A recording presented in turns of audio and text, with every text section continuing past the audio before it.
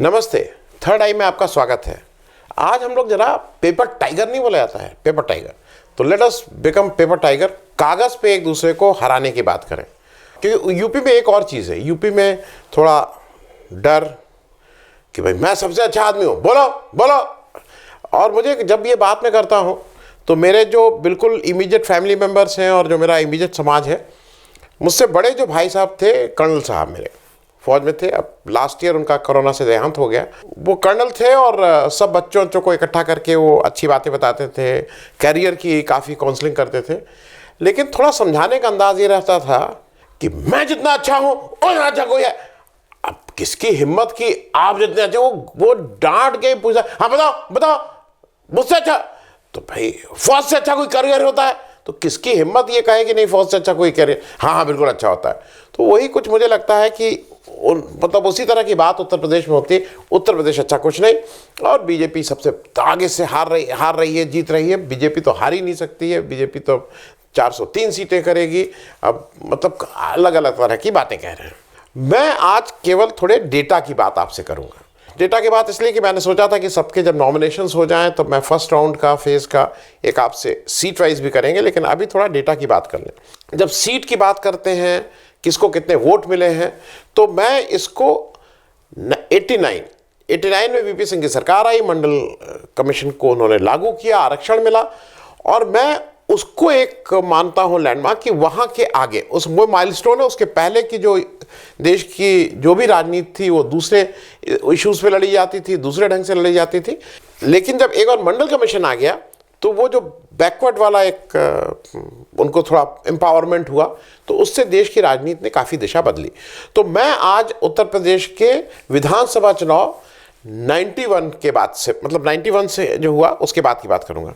91, 93, 96, 2007, 2007, 2012, 2017 and 2022, ये 8वां चुनाव होने जा रहा है 91 को, अगर हम पहला चुनाव मानते हैं। उसके वैसे तो ये 18वीं विधानसभा का होगा, लेकिन हम इसको for the purpose of understanding Mandal के बाद की बात कर रहे हैं। मैं एक छोटा सा मैंने टेबल बनाई है, उस टेबल को आप इसलिए क्योंकि आपको समझने में आसानी हो। 91 में अभी बाबरी मस्जिद गिरी नहीं थी, अभी मंडल एक तरफ है, दूसरा कमंडल भी, पोस्ट कमंडल। 92 जब बाबरी मस्जिद को गिरा दिया गया, उसके बाद से वो पोस्ट कमंडल का एरा भी शुरू हुआ। तो वो जो ध्रुवीकरण ऑफ ऑन रिलीजियस ग्राउंड, धर्म के उस पर जो ध्रुवीकरण की बात हुई, वो उन सब का फिनोमिना है, तो वो इसमें आएगा। अच्छा, मैं एक दो चीज़ें और आपको बता दूं। उत्तर प्रदेश विधानसभा की कुल सीटें 425 थी। उसके बाद जब उत्तराखंड बन गया और उत्तराखंड अलग हो गया हमसे, तो 2002 इलेक्शन से 403 सीटों का इलेक्शन हो रहा है। उसके पहले 425 सीटों का इलेक्शन हुआ था, डिलिमिटेशन हुआ और ये सब हुआ। तो मैं उसको भी डिस्काउंट कर दे रहा हूँ कि ये चीज़ें आपको पता रहेंगी, क्योंकि 91, 93 और 96 का इलेक्शन 425 का, उसके बाद 403 सीटों के लिए। 91 के इलेक्शन में बीजेपी को 221 सीटें मिली थी, पोस्ट मंडल प्री कमंडल 221 सीटें, वोट परसेंटेज 34%, मतलब ये बड़ा वोट परसेंटेज मिला था। मैं दो दलों को आगे आपके उसमें नहीं दिखेंगे, जो टेबल है उस टेबल में मैंने केवल 5 दलों को लिया है, बीजेपी, एसपी, बीएसपी, कांग्रेस और आरएलडी। बाकी दलों को मैंने नहीं लिया है, क्योंकि जनता दल उस समय 89 में जनता दल था, वो 91 में 92 सीट्स उसको मिली थी, वो मैंने नहीं दिखाया है, क्योंकि उससे फिर आपको बाकी चीज़ें समझने में मुश्किल होगा। 93 में बीजेपी की सीट 221 से गिर के 177 होती हैं, लेकिन वोट परसेंटेज 33.3%, 34.08, 33.3%, 1% से भी कम वोट कम होता है, सीटें लेकिन कम हो जाती हैं। फिर 96 में बीजेपी की सीटें 174, वोट परसेंटेज 32.52। फिर वो मतलब अगर पीक का देख लीजिए 91 का, 1.5% कम वोट, लेकिन 174 सीट्स। और इन तीनों विधानसभा चुनाव में BJP was the single largest party, ये भी ध्यान रखिएगा। तो क्योंकि एक बार एक आपको नैरेटिव ये बार बार दिमाग में किया जा रहा है कि ऐसा अद्भुत था बीजेपी, इससे पहले कुछ थी ही नहीं। बीजेपी से पहले बड़ी ताकत थी उत्तर प्रदेश की पॉलिटिक्स में, बीजेपी का वजूद था। बीजेपी अपने बूते पे बिना मंदिर के 221 सीटें और 34% वोट भी लेके आई थी। इसको, ये बेसिक बात मैं आपको एम्फेसाइज करना चाह रहा था। फिर बीजेपी का 2002 आता है और जो क्लाइम डाउन 32.52% से बीजेपी आ जाती है 20.08%, 12.5% की गिरावट वोट की एक 96 और 2002 में आती है। ये इंपॉर्टेंट है क्योंकि इस समय 88 सीट आती हैं और ये बीजेपी का वो फेज आता है जब बीजेपी को कम सीटें मिलना शुरू होती हैं। बीजेपी 2002 में 20.08 88 सीट, 2007 में 16.97 51 सीट्स, फिर 2012 में 15% 47 सीट्स। अब जो बीजेपी का जो मेन है और जिस पे रिसर्च भी हो सकती है, बात भी हो सकती है, वो ये है कि 2012 से 2017 के बीच बीजेपी 47 से 312 पे पहुंचती है और वो 15% से उसका वोट परसेंटेज उठ के 39.67%, 24-25% की एकदम से बढ़ोतरी होती है।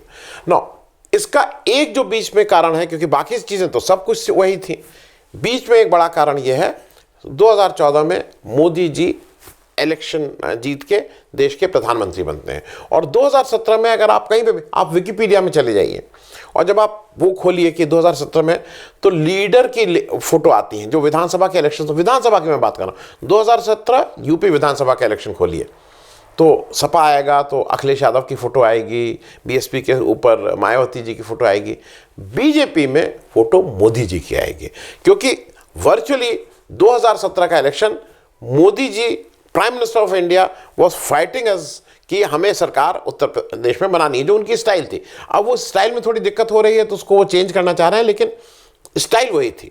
तो जो एकदम से 25% का रुझान आया है वो ये था। मैं दूसरी पार्टी जो इस समय विपक्ष की जो सबसे बड़ी पार्टी सपा है, मैं उसके बारे में भी थोड़ा सा जल्दी से आपसे बता दूं। सपा पहली बार 1993 में 109 सीट जीत के वजूद में आई, 17.94%, करीब 18%। फिर 96 में 21%, 2002 में 25.37%, 2007 में 25.43%, लगातार बढ़ती जा रही थी। 2012 में 25 के बाद जो जीती 29.15%, तो कंसिस्टेंट थी सपा फॉर 6 इलेक्शंस 1993 से 2012 तक। हर बार उसका वोट परसेंटेज बढ़ता जा रहा था, सीटें भी बढ़ रही थी, 224 सीटें लेके आई थी 29.15% के साथ। लेकिन 2017 में उसकी सीट 2024 से गिर के 47 हो गई, 150 से ज़्यादा सीटें कम हुई। और वो, लेकिन वोट परसेंटेज अगर आप देखिए तो 21.82, मोटे तौर पे 8% वोट गिरे, 150 सीटें कम हुई।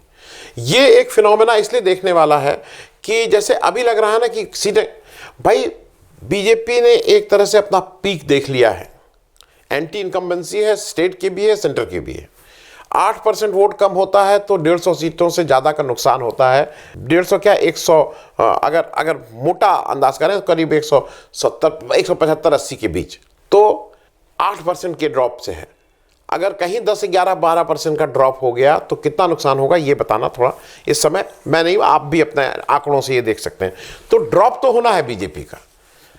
जैसे बार बार सी वोटर सब लगा रहा नहीं, जितने वोट थे वो 40% से नीचे नहीं आ रहे, 40% से नीचे नहीं आ रहे, उस पर भी बात कर लेंगे। ड्रॉप होना है, कितना होना है ये देखने वाली बात है। बाकी बीएसपी और कांग्रेस का आप अपने आप देख लीजिएगा, क्योंकि समय की थोड़ी वो है, इसको कभी किसी और उसमें करेंगे, लेकिन आप एक नज़र देख सकते हैं कि कल। अब एक चीज़ और ध्यान रखिए कि जब ये 21.82, क्योंकि इसको मैं इसलिए कह रहा हूं कि 2017 के इस वोट को जरा ध्यान रखिए जो कहा जाता है कि 8% का ड्रॉप हुआ है, ये इंपॉर्टेंट है और समझने वाला है। 2012 में सपा ने कितनी सीट लड़ी थी?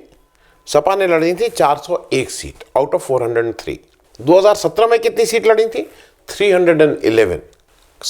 कांग्रेस के साथ गठबंधन किया था, नंबर ऑफ सीट्स करीब करीब 100 कम हो गई थी।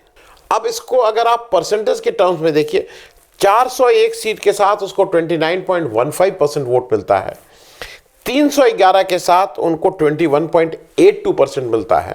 तो अगर इसको एक्सप्लोरेट करें, अगर 311 की जगह अगर वो 401 सीट पे लड़ी होती तो कितना परसेंटेज आता? मैं मोटा ये सब आपसे पूछ रहा हूं, वो करीब करीब अपने उसी 29-30% पे रहती। It was a technical error भाई अखिलेश यादव जो उन्होंने टेक्निकल एरर क्या थी, एक्सपेरिमेंट किया गया, हरदम सफल नहीं होता है, वो प्री पोल अरेंजमेंट नहीं सफल हुआ।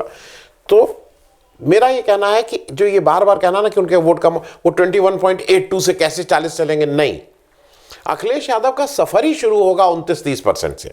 अगर 2017 के वोट की हम बात कर रहे हैं, 311 सीट पे 20, मैं फिर से समझाऊं, 311 सीट पे 21.82, अगर इसी को 403 सीट से कर दें, बढ़ा दें कि सारी सीटों पे लड़े होते, तो जो फिगर आएंगे 29-30% के वोट। तो अखिलेश यादव जो शुरू कर रहे हैं, जहां से जो भी उनकी गुडविल शुरू हो रही है, वो 40-30% शुरू कर रहे हैं। बीजेपी आज अपना डिफेंड कर रही है 40% से, तो उसको 40 से नीचे आना है, अखिलेश को 30 से ऊपर जाना है प्राइमरली। एक तो ये समझ लीजिए। दूसरी, अब जरा हम आंकड़े की बात कर लें कि एक ये ओपिनियन पोल आपको बहुत परेशान कर रहा होगा।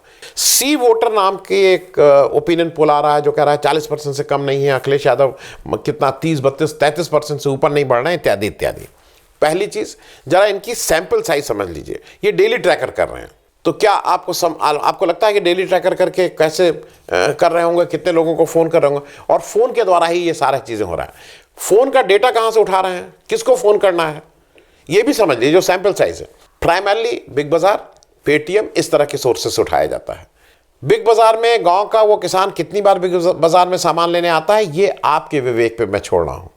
मैं डेटा को चैलेंज नहीं कर रहा हूं, डेटा है, लेकिन डेटा उठाया कहां से गया है वो भी एक जानने वाली चीज है। तीसरा, मैं 42-43 साल से इलेक्शन में बहुत बहुत क्लोजली एसोसिएट रहा हूं। मुझे इतने दिनों में आज तक एक भी किसी भी सर्वेयर का फोन नहीं आया है। आप लोग भी सुन रहे हैं, आप लोगों में से कितने लोगों को कभी भी जीवन में किसी सर्वेयर का फोन आया हो कि भाई आप किसको वोट देंगे, किसको नहीं वोट देंगे, ये भी जरा, क्योंकि वो आप एक अपना ग्रुप बना लीजिए, जैसे वो टीआरपी वाला नहीं होता, उन्हीं से बात करते रहिए, इत्यादि इत्यादि। और सबसे मुख्य बात, जैसे पेपर के लिए मैं बार बार कहता हूं कि पेपर की कॉस्ट आज की तारीख में छपाई की 20 रुपया है, आप 5 रुपया उसका देते हैं, तो 15 रुपया जो देगा वो डिसाइड करेगा कि पेपर में क्या छपेगा। अगर वो 15 रुपये एडवर्टीजमेंट के थ्रू सरकार से आ रहे हैं तो सरकार डिसाइड करेगी, अगर वो किसी व्यक्तिगत व्यापारी से आ रहे हैं तो वो डिसाइड करेगा। उसी तरह से ये जो सर्वे कंपनीज हैं, इनको ये सर्वे करने का पैसा जो दे रहा है वो डिसाइड करेगा कि इसको किस तरह से, स्टैटिस्टिक्स है, एक ही स्टैटिस्टिक्स को दो तरह से किया जा सकता है। आप 50 साल के हैं, आप तो, और आपकी मान लीजिए एवरेज जीने की उम्र 75 साल है, तो हम कहेंगे आप 25 साल बाद मर जाएंगे। लेकिन एक यह है कि नहीं, जो स्टैटिस्टिक्स आप 50 साल हैं और कैसे आपने 50 साल किए और अगले कुछ वो उसको उस तरह से करेंगे। तो मेरा सिर्फ ये कहना है कि ये डेटा जो पैसा दे रहा है उसके हिसाब से बनाया जाएगा। अब क्योंकि मैं आपको समझाने की दृष्टि से बताऊं, एक बहुत साधारण सा उदाहरण दे रहा हूं आज के पेपर को लेके। आज के पेपर में एक छपा है, UP first to cross milestone of 24 crore vaccine doses.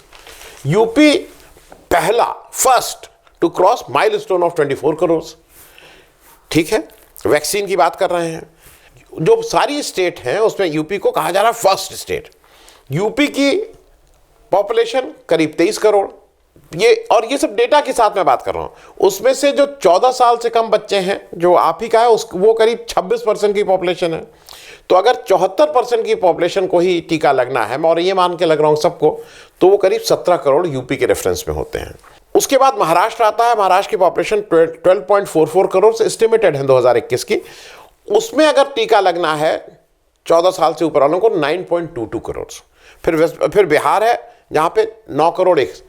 अब जो यूपी के बाद की सबसे बड़ी स्टेट महाराष्ट्र है, वहां पे अगर सबको भी टीका लग जाए तब भी वो 18.4 करोड़ ही होगा।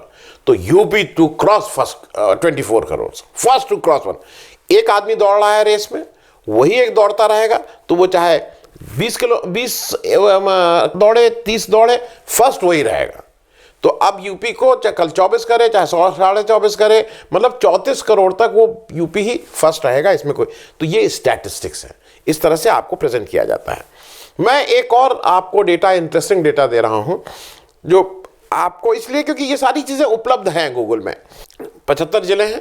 एक इंटरेस्टिंग चीज ये है कि 35 जिले पिछली बार ऐसे थे जहां पे किसी दूसरी पार्टी का खाता नहीं खुला था। क्लीन स्वीप थी बीजेपी की। 35 डिस्ट्रिक्ट्स, 35 जिलों में बीजेपी की क्लीन स्वीप थी और पूरे 75 जिलों में केवल एक जिला ऐसा था जहां बीजेपी को एक भी सीट नहीं मिली थी। वो जिला था आजमगढ़, जहां पे 5 सीट सपा के खाते में गई थी और 5 सीट बसपा के खाते में गई थी। बीजेपी को सीट नहीं मिली थी। 35 जिलों में किसी दूसरे दल को सीटें मिली थी, 0। 30 जिले ऐसे थे जहां पे समाजवादी पार्टी सबसे बड़ी पार्टी नहीं थी, सबसे बड़ी पार्टी बीजेपी ही थी, लेकिन कहीं 1, कहीं 2, कहीं 3, मतलब 1, 2, 3 के आसपास सपा को मिली थी, बट सेकंड रही थी, वहां बीजेपी फर्स्ट थी। तो 35 जिले ऐसे, 30 जिले ऐसे, 65। 10 जिले ऐसे थे जहां बीएसपी नंबर 2 की पार्टी थी बीजेपी के बाद, वही चीज 1, 2, और इसमें से कहीं कहीं 5 आ रहे हैं क्योंकि वो ओवरलैपिंग होगा। कांग्रेस भी इस तरह से थी। अब मैं आपको एक जगह बता दूं कि 2 जिले सिर्फ ऐसे हैं, 2 जिले। मैनपुरी में सपा फर्स्ट पे रही थी, आजमगढ़ में तो बीजेपी का खाता नहीं खुला था। इसके अलावा केवल एक जिला और था जहां पे सपा की सीटें बीजेपी से ज्यादा थी उस जिले में, वो मैनपुरी थी। और उसी तरह से बीएसपी की सीटें अंबेडकर नगर में बीजेपी से ज्यादा थी। ये सिर्फ बाकी इन 3 शहर को, जिलों को छोड़ दें तो बाकी 72 जिले में बीजेपी फर्स्ट या सेकंड, फर्स्ट तो रही थी। 72 जिले में बीजेपी फर्स्ट थी। ये बात मैंने आपको इसलिए बताई कि तब आपको थोड़ा चीजें समझने में आसानी हो जाएगी। अब मैं एक डेटा और आपसे जल्दी से शेयर कर लूं कि बीजेपी को, क्योंकि मैं डेटा पे आज बात कर रहा हूं तो उसको आपको कंप्लीट कर दूं। वेस्ट बंगाल का जब इलेक्शन हुआ तो इन्हीं सब जो ओपिनियन पोल वाले लोग हैं वो मैं आपके साथ लगा दे रहा हूं, जो आप खुद देख लीजिएगा। इन ओपिनियन पोल वालों ने बताया कि वेस्ट बंगाल में इनकी इतनी सीट आएगी, इनकी इतनी सीट आएगी। वहां पे जो बताया गया था तो बीजेपी को मिनिमम, और ये केवल ओपिनियन पोल नहीं, एग्जिट पोल भी, जो एग्जिट पोल मतलब जब वोट पड़ गए हैं उसके बाद ये माना जाता है ये तो बिल्कुल ही करेक्ट होता है, उसमें बीजेपी को मिनिमम 92 और मैक्सिमम 121 सीटें दी जा रही थी। एक्चुअल सीट आई 77। जो महाजोत गठबंधन था, जिसको कांग्रेस और लेफ्ट फ्रंट और ये सब, उनको मिनिमम 14, मैक्सिमम 39, आई कितनी? 0। इसमें एग्जिट पोल का भी डेटा है, आपको देख लीजिएगा। और तृणमूल कांग्रेस, जिसको मिनिमम 146, मैक्सिमम 168, आई कितनी? 215। ये ओपिनियन और एग्जिट पोल के बाद। अब इसमें एक इंटरेस्टिंग चीज और आप नोट कर लीजिए और उसको यहां पे हम लोग ले आएंगे। अगर आप सिर्फ बीजेपी को रख लीजिए, जिसको माना जा रहा था कि मिनिमम 92 और मैक्सिमम 121, उससे वेरिएशन कितना हुआ 77 का, मिनिमम और मैक्सिमम का? तो मिनिमम का वेरिएशन हुआ 19%, मतलब वेरिएशन हुआ फ्रॉम 92, और मैक्सिमम अगर 121 देख लीजिए तो 57%। 57% और 19% का जो मीडियन है वो 38% होता है। मतलब एक्चुअल अगर मैक्सिमम और मिनिमम को कर लें तो 30, आपने जो प्रेडिक्ट किया उसमें 38% का वेरिएशन था। यही हुआ ना। अब जरा ये देख लें कि टीएमसी में कितना वेरिएशन हुआ। टीएमसी को आपने जो प्रेडिक्ट किया था कि 146 के और 168 के बीच में मिलेगा मिनिमम और मैक्सिमम, उसमें वेरिएशन कितना हुआ? मिनिमम में वेरिएशन हुआ 28%, मैक्सिमम में वेरिएशन हुआ 47%, फिर से अगर इस दोनों का मीडियन ले तो 38%। तो 38% वेरिएशन हो सकता है। इसी तरह से भाजपा की 300, अगर हम 25 सीट भी ले लेते हैं, जिसमें अपना दल और सुहेलदेव पार्टी वाली भी है, जो हालांकि अब सुहेलदेव की पार्टी तो इधर से सपा के साथ लड़ रही है, 325 सीट में अगर हम 38% का वेरिएशन लेते हैं तो वो 123 सीटें होती हैं। और इसका मतलब इन सब के साथ 202, अभी भी इस कागज पे 202 सीटों के आसपास बीजेपी को आने की बात हो रही है। इसमें एंटी इनकम्बेंसी नहीं है, इसमें कहीं कुछ नहीं है। लेकिन मेरा ऐसा मानना है कि हम लोग आगे वाले किसी एपिसोड में करेंगे, ये लंबा एपिसोड हो गया है। इस समय बीजेपी मतलब मुद्दा विहीन हो गई है। उसको अपना मुद्दा जल्दी से जल्दी, उसको कोई नैरेटिव किस पे इलेक्शन लड़ना है ये ढूंढना होगा, तभी उसका कुछ ना कुछ वोट रुकेगा। Thank you so much. अगर आपको दी पब्लिक के कार्यक्रम पसंद आते हैं तो इन्हें लाइक करें। अगर आप इस वीडियो को YouTube पर देख रहे हैं तो चैनल को सब्सक्राइब करें, और अगर आप इसे Facebook पर देख रहे हैं तो दी पब्लिक के पेज को लाइक करें। अगर आप चाहते हैं कि हम निष्पक्ष पत्रकारिता को जारी रखते हुए आपसे जुड़े मुद्दों पर सवाल उठाते रहें तो हमें सहयोग करें। आपका छोटा से छोटा सहयोग भी इस मुहिम को जारी रखने में हमें ताकत देगा। डोनेट करने के लिए डिटेल्स जो हैं वो डिस्क्रिप्शन बॉक्स में दी गई हैं। धन्यवाद।